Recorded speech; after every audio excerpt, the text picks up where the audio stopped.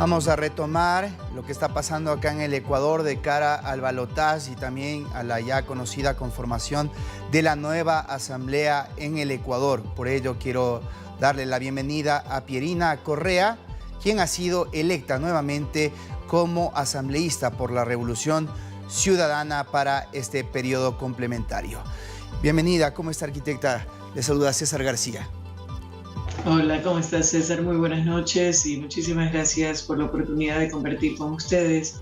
Efectivamente, ya parece que es inamovible el tema. Soy nuevamente asambleísta nacional y quiero aprovechar la oportunidad para agradecer muy profundamente a todas aquellas personas que han depositado su confianza en mí, en la seguridad de que mi compromiso sigue intacto por el trabajo a favor del país. Así que muchísimas gracias por todo ese apoyo recibido en urnas. Desde la Asamblea, cuando van a ser nuevamente la primera minoría, ¿cómo van a encarar este periodo de 1 año, 5 meses que tendrán que afrontar, en donde hay grandes problemáticas? Y ya vimos lo que pasó en el periodo anterior, en donde hubo un proceso en el cual no se pudo generar gobernabilidad y las cosas quedaron postergadas y los ecuatorianos terminaron siendo los perjudicados. ¿Cuál será entonces la agenda legislativa de arrancada de la Revolución Ciudadana y habrá posibilidad de consensos? A ver, de atrás para adelante, la posibilidad de consensos va a depender de la madurez emocional y política con la que quienes llegamos a la Asamblea abordemos primero la conciencia de que estamos como parte de la Asamblea Nacional en representación del pueblo ecuatoriano y por lo tanto debemos trabajar por y para el pueblo ecuatoriano. No sé qué cosas quedaron rezagadas porque durante estos 2 años de primera parte del periodo logramos aprobar 38 leyes, de las cuales, algunas muy importantes, de las cuales 11 tienen que ver directamente con seguridad. También aprobamos una importante ley, por ejemplo, como la lucha contra la trata y el tráfico, y se envió como reforma al Código Orgánico Integral Penal la tipificación de delitos en las figuras de extorsión y coyoterismo. Aprobamos la ley FinTech, que impulsa el tema de las empresas, entre otras importantes. Entonces, no sé a qué se refieren con que le quedamos debiendo al país o no se hizo un buen trabajo. Sí hubo conflictos y enfrentamientos, sí, eso sí hubo, y definitivamente debería bajarse el tono de la confrontación y tener claridad de que estamos ahí no como individuos, sino, como les digo, en representación del pueblo ecuatoriano.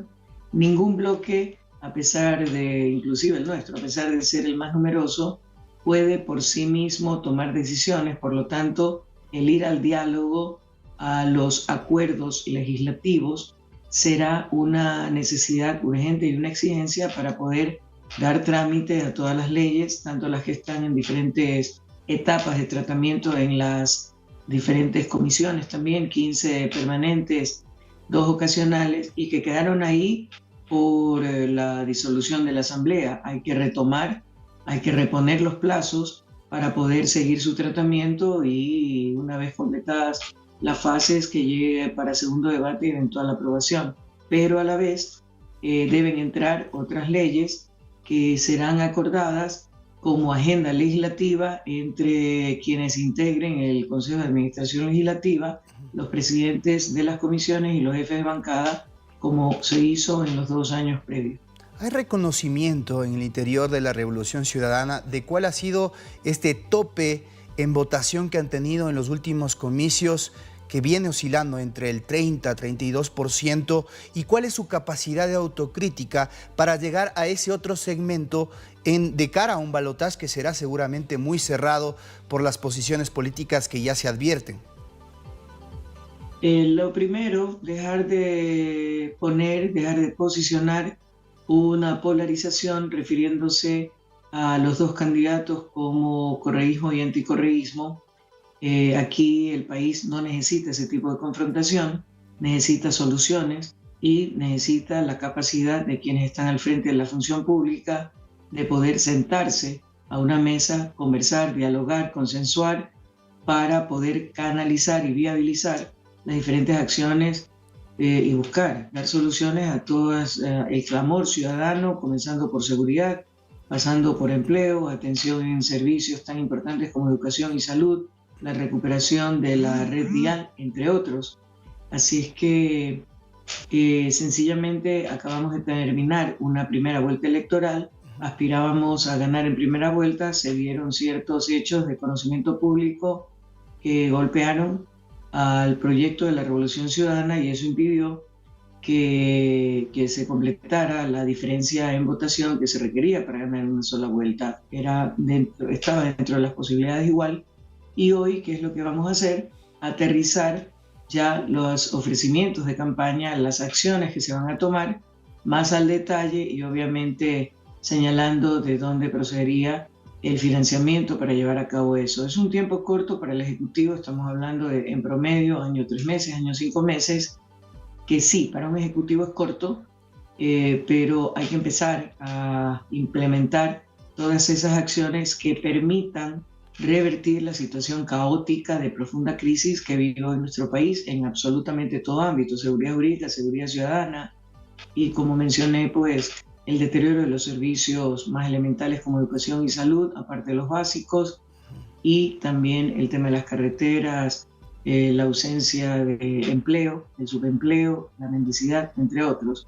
Pero adicionalmente, también tenemos que analizar que la Asamblea Nacional no tiene ese problema. Para la Asamblea, el tiempo que tenemos hasta el final del periodo, el 14 de mayo de 2025, no afecta porque la Asamblea es un proceso dinámico, es decir, en este momento y al cierre, la disolución de la Asamblea, quedaron diferentes leyes, así también en diferentes niveles de tratamiento, en diferentes etapas de tratamiento, y conforme se vayan evacuando, seguirán ingresando otras propuestas de ley o reformas a leyes. A eso me refiero, de que es un proceso dinámico y cuando terminemos nuestro periodo, quedarán también en las comisiones, en diferentes etapas, otros grupos de leyes que van generando a partir del trabajo diario. Ahora, Pierina, hagamos una diferencia porque dentro de las demandas que son clarísimas del Ecuador, el tema de la seguridad,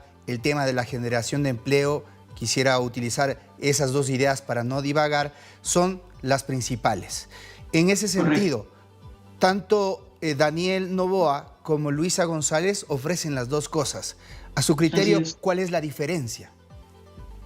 Hay muchas diferencias, por ejemplo, y ahí sí la experiencia tiene su peso. Aquí con el binomio de la Revolución Ciudadana, con Luisa y Andrés, hay certeza. Hay certeza. ¿Por qué? Porque ya hay un bagaje de experiencia, no solamente en cuanto a capacidad académica, formación académica, sino experiencia en el ejercicio de la función pública y puntualmente en el tema de seguridad. En temas de seguridad hay dos ámbitos: la delincuencia común, y eso se combate con política pública, con inversión en servicios como educación y salud, con generación de empleo, con atención a dotación de servicios básicos y a zonas urbano-marginales o periféricas de la ciudad, entre otras, y la parte de la delincuencia organizada, que eso ya tiene otro tratamiento que incluye obviamente inversión de recursos, la generación de inteligencia, es decir, seguimiento, investigación, análisis, la cooperación internacional, porque en el caso de las mafias estamos hablando básicamente de narcotráfico, que es un delito transnacional, y también la cooperación internacional en el sentido de que al ser transnacional pasa por diferentes países, el uso de la tecnología también para hacer los seguimientos, para usar los escáneres, entre otras cosas, y la recuperación de la institucionalidad en el país, es decir, volver al Consejo de Seguridad, a las mesas de seguridad, donde semana a semana se trabajaba de manera conjunta instituciones del gobierno, como Ministerio del Interior con la Policía, Ministerio de Defensa con las 3 ramas de Fuerzas Armadas, Ministerio de Derechos Humanos, Ministerio de Justicia y Cultos, la SNAI, la Secretaría de Inteligencia, pero a la vez articulando con los gobiernos autónomos descentralizados para trabajar en sus respectivos territorios y también con la función legislativa, puesto que el Ejecutivo requiere el marco legal para implementar sus políticas públicas y con la función judicial para que el trabajo que hace la policía de investigación y detención de posibles delincuentes o personas involucradas en delitos y contravenciones puedan ingresar al sistema judicial y desarrollar los debidos procesos. Eso a grosso modo.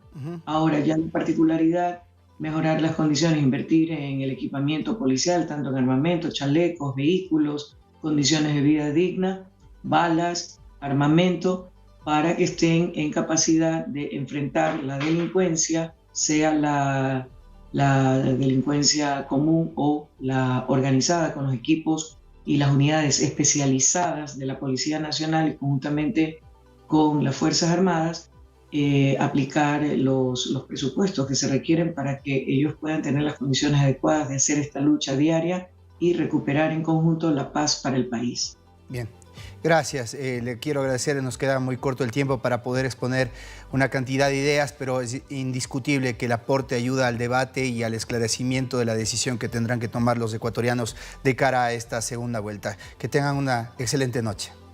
Claro que sí, a la orden siempre, y creo que es importante justamente compartir este tipo de información en un momento tan crucial para el país para que el elector tenga elementos de juicio y de análisis para tomar las mejores decisiones. Un abrazo, a pensar siempre en la patria.